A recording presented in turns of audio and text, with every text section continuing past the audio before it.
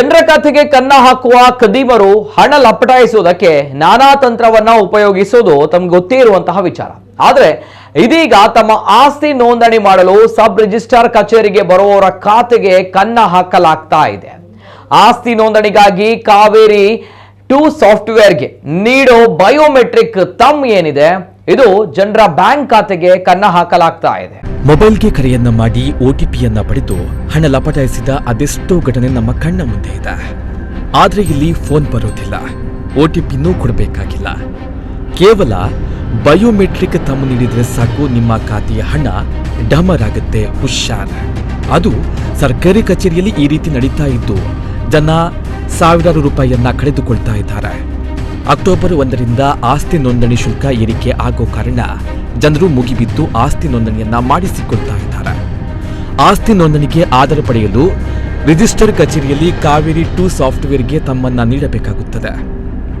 ಹೀಗೆ ತಮ್ಮ ನೀಡಿದ ಬಳಿಕ ಕಂಪ್ಯೂಟರ್ನಲ್ಲಿ ಆಧಾರ ದಾಖಲೆಗಳು ಪಡೆದು ರಿಜಿಸ್ಟ್ರೇಷನ್ ಪ್ರೋಸೆಸ್ ಮುಂದುವರಿಯುತ್ತದೆ. ಆದರೆ ಮಂಗಳೂರಿನ ಸಬ್ ರಿಜಿಸ್ಟರ್ ಕಚೇರಿಯಲ್ಲಿ ಹೀಗೆ ತಮ್ಮ ನೀಡಿದ ಹಲವು ಜನರ ಖಾತೆಯಿಂದ 10ರಿಂದ 40 ಸಾವಿರದವರೆಗೂ ಹಣ ವರ್ಗಾವಣೆ ಆಗಿದೆ. ಈ ಬಗ್ಗೆ ಪೊಲೀಸರಿಗೂ ದೂರನ್ನ ನೀಡಲಾಗಿದ್ದು, ಪೊಲೀಸರು ಮಂಗಳೂರು ಸಬ್ ರಿಜಿಸ್ಟರ್ ಕಚೇರಿಯಲ್ಲಿ ಪರಿಶೀಲನೆ ನಡೆಸಿದ್ದಾರೆ. ಯಾವುದೇ ದೂರು ಈ ಕಚೇರಿಗೆ ಇದ್ದವರಿಗೆ ಲಿಖಿತ ಹೇಳಿಕೆ ಯಾರಿಗೂ ಬರಲಿಲ್ಲ. ಮೊನ್ನೆ 21ನೇ ತಾರೀಕಿಗೆ ಬಂದು ಹೋಗಿದ್ದಾರೆ. ಅಲ್ಲಿ ಏನೋ ದೂರು ದಾಖಲಾಗಿದೆ ಅಂತೇಳಿ ಹೇಳಿ, ಹಾಗೆ ನಮ್ಮ ಕಚೇರಿಯ ಕೆಲಸ ಕಾರ್ಯ ಹೇಗೆ ನಡೀತದೆ, ಪ್ರೋಸೆಸ್ ಹೇಗೆ ಹೋಗ್ತಾ ಉಂಟು ಅಂತೇಳಿ ನೋಡಲಿಕ್ಕೆ ಬಂದಿದ್ರು ಅವರು. ಅದು ಇಲ್ಲಿಗೆ ನೋಂದಣಿಗೆ ಬಂದು ಹೋದ ನಂತರ ಸಾರ್ವಜನಿಕರ ಖಾತೆಯಿಂದ ಹಣ ಹೋಗ್ತಾ ಉಂಟು ಅಂತೇಳಿ ದೂರು ದಾಖಲಾಗಿದೆ ಅಂತೇಳಿ ಹೇಳಿದ್ರು.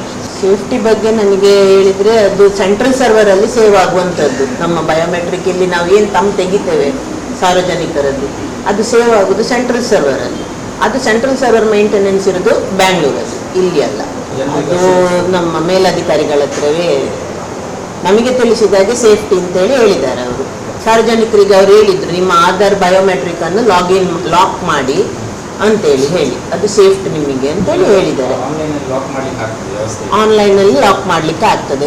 ಆಧಾರ್ ಅಂತೇಳಿ ಹೇಳಿ ಆನ್ಲೈನಲ್ಲಿ ಹೋದರೆ ಅಲ್ಲಿ ನಮಗೆ ಅದು ಪ್ರೊಸೆಸ್ ಹೇಳ್ತದೆ ಹೇಗೆ ಮಾಡಬೇಕು ಅಂತ. ಹಾಗೆ ಲಾಕ್ ಮಾಡಿ, ನಿಮ್ಮ ಬಯೋಮೆಟ್ರಿಕ್ ಲಾಕ್ ಮಾಡಿ ಅಂತೇಳಿ ಇಲ್ಲಿದ್ದ ಸಾರ್ವಜನಿಕರಿಗೆ ಸಹ ಮಾಹಿತಿ ಕೊಟ್ಟಿದ್ದಾರೆ. ಮತ್ತು ನಾವು ಸಹ ಕೊಡುವ ಹಾಗೆ ಸಾರ್ವಜನಿಕರಿಗೆ ತಿಳಿಸುವ ಹಾಗೆ ಹೇಳಿದ್ದಾರೆ. ಈಗ ಆವ್ರೇಜ್ ನಮಗೆ ಮೊದಲಿಂದ 40 ಡಾಕ್ಯುಮೆಂಟ್ ಪರ್ ಡೇ ಆಗ್ತಿದ್ದದ್ದು, ಆವ್ರೇಜ್ ತೆಗೆದುಕೊಂಡು ಆಸ್ತಿ ನೋಂದಣಿ ಮಾಡಬೇಕಾದ್ರೆ 2 ಬಾರಿ ತಮ್ಮನ್ನ ನೀಡಬೇಕಾಗಿದ್ದು, ಒಮ್ಮೆ ಕಾವೇರಿ 2ನಲ್ಲಿ ಹಾಗೂ ಮತ್ತೊಮ್ಮೆ ಮುದ್ರಾಂಕ ಶುಲ್ಕ ಕಟ್ಟಲು ಬಯೋಮೆಟ್ರಿಕ್ ಅನ್ನ ಬಳಸಲಾಗುತ್ತಿದೆ. ಆದರೆ ಜನರು ಕಾವೇರಿ 2ನಲ್ಲಿ ತಮ್ಮ ನೀಡಿ ಹೊರಬಂದ ತಕ್ಷಣವೇ ತಮ್ಮ ಖಾತೆಯಿಂದ ಹಣ ವರ್ಗಾವಣೆ ಆಗಿರೋ ಬಗ್ಗೆ ದೂರಿಕೊಂಡಿದ್ದಾರೆ. ಇದು ಕಾವೇರಿ 2 ಸಾಫ್ಟ್ವೇರ್ನಲ್ಲಿ ಇರುವಂತಹ ಲೋಪದಿಂದಲೇ ಆಗಿದೆ ಅನ್ನೋ ಅನುಮಾನ ಇದೆ. ಸರ್ಕಾರ ಈ ಬಗ್ಗೆ ಗಮನ ಹರಿಸಿ ತಕ್ಷಣ ಇದಕ್ಕೆ ಪರಿಹಾರ ನೀಡಬೇಕು ಅಂತ ಆಗ್ರಹವನ್ನ ಮಾಡಲಾಗಿದೆ. ಕಾವೇರಿ 2 ಸಾಫ್ಟ್ವೇರ್ ತರಾತುರಿಯಲ್ಲಿ ಜಾರಿಗೊಳಿಸಿದ ಪರಿಣಾಮ ಈ ಸಮಸ್ಯೆ ಎದುರಾಗಿದೆ ಅಂತ ಹೇಳಲಾಗ್ತಾ ಇದೆ. ಈಗ ಸಬ್ ರಿಜಿಸ್ಟ್ರ್ ಆಫೀಸಲ್ಲಿ ನೋಂದಾವಣೆ ಮಾಡುವಂಥ ಸಂದರ್ಭದಲ್ಲಿ ಆಧಾರನ್ನು ಬಯೋಮೆಟ್ರಿಕ್ ಕೊಡ್ತಾರೆ. ಈಗ ಸದ್ಯಕ್ಕೆ ಒಂದು ವಾರದಲ್ಲಿ 1-2-3 ದಿನ ಆಯಿತು, ಒಂದು 4-5 ಕಂಪ್ಲೇಂಟ್ಸ್ ಬಂತು. ನಮ್ಮ ಅಕೌಂಟ್ನಿಂದ ಹಣ ಹೋಗಿದೆ. ಅದು ಎಲ್ಲಿಂದ ಅಂತ ನೋಡುವಾಗ ರಿಜಿಸ್ಟ್ರೇಷನ್ ಆದ ಸಂದರ್ಭದಲ್ಲಿ ಅವರು ಈಗ ಒಂದು ಕಂಪ್ಲೇಂಟ್ ಬಂದ ಪ್ರಕಾರ ರಿಜಿಸ್ಟ್ರೇಷನ್ ಆಗಿ ಹೊರಗೆ ಬಂದ ಕೂಡಲೇ ಅವರ ಅಕೌಂಟಿಂದ ಹಣ ಹೋಗಿದೆ ಅಂತೆ. ಒಂದು 5-6 ಕಂಪ್ಲೇಂಟ್ಸ್ 5-6 ಜನರದ್ದು ಬಂದಿದೆ. ಅಲ್ಲಿ ನಾವು ಎನ್ಕ್ವೈರಿ ಕೇಳಲಿಕ್ಕೆ ಹೋದರೆ ಅವರಿಗೆ ಅದರ ಬಗ್ಗೆ ಏನು ಮಾಹಿತಿ ಇಲ್ಲ, ನಮಗೇನು ಗೊತ್ತಿಲ್ಲ ಎನ್ನುವಂಥ ಮಾಹಿತಿಯನ್ನು ಕೊಡ್ತಾರೆ. ಅದೇ ರೀತಿಯಾಗಿ ಹೈಯರ್ ಅಥಾರಿಟಿಯವರನ್ನು EGR ಇವರನ್ನೆಲ್ಲ ಕಾಂಟ್ಯಾಕ್ಟ್ ಮಾಡಿದರೆ ಅವರು ಫೋನೇ ತೆಗೆಯುತ್ತಿಲ್ಲ. ಬ್ಯಾಂಕಲ್ಲಿ ಹೋಗಿ ಕಂಪ್ಲೇಂಟ್ ಕೊಟ್ಟರೆ ಬ್ಯಾಂಕ್ನವರಿಗೆ ನೀವು ಸೈಬರ್ ಕ್ರೈಮಿಗೆ ಕಂಪ್ಲೇಂಟ್ ಕೊಡಿ ಅಂತ ಅವರು ಮಾಹಿತಿ ಕೊಡ್ತಾರೆ. ಅಮೌಂಟು ಇಲ್ಲಿಂದ ಡಿಡಕ್ಟ್ ಆಗ್ತಾ ಇದೆ. ಒಬ್ಬರದ್ದು 20,000 2-3 ಸಾರಿ ಕಟ್ ಆಗಿದೆ ಅಂತೆ. ಅದನ್ನು ಕೂಡ ಕಂಪ್ಲೇಂಟ್ ಮಾಡಿದ್ದಾರೆ, ಏನು ಆ್ಯಕ್ಷನ್ ಆಗಲಿಲ್ಲ, ಈಗಲೂ ಕಟ್ ಆಗ್ತಾ ಇದೆ ಅಂತೆ. ಮತ್ತೊಬ್ಬರದ್ದು 10,000 ದಿನಕ್ಕೆ 10,000 ಹಾಗೆ. ಮತ್ತೆ ಒಬ್ಬರದ್ದು 11,500 ಹೋಗಿದೆ. ಆಧಾರ್ ವೆರಿಫಿಕೇಶನ್ ಅದು 2 ವಿಧದಲ್ಲಿ ಆಗ್ತದೆ. ಒಂದು ಅಲ್ಲಿ ರಿಜಿಸ್ಟ್ರೇಷನ್ ಆಗುವಾಗ ನಮ್ಮ ತಂಬು ತಗೊಳ್ತಾರೆ, ಜೊತೆಗೆ ನಾವು ರಿಜಿಸ್ಟ್ರೇಷನ್ ಪೇಮೆಂಟ್ ಸ್ಟಾಂಪ್ ಡ್ಯೂಟಿ ಎಲ್ಲ ಇದೆ, ಅದನ್ನು ಮಾಡುವಾಗ ಕೂಡ ಡೈರೆಕ್ಟ್ ಪಾರ್ಟಿಯದ್ದು ಅಥವಾ ವಕೀಲರು ಕೆಲವು ಅವರು ಮಾಡ್ತಾರೆ. ಅಂದರೆ ನಮ್ಮ ಆಧಾರನ್ನು ನಾವು ಸ್ಕ್ಯಾನ್ ಮಾಡಿ ಕೊಡ್ತೇವೆ, ಸ್ಕ್ಯಾನ್ ಮಾಡಿ ಅವರಿಗೆ ಕೊಡಲಿಕ್ಕೆ ಇದೆ.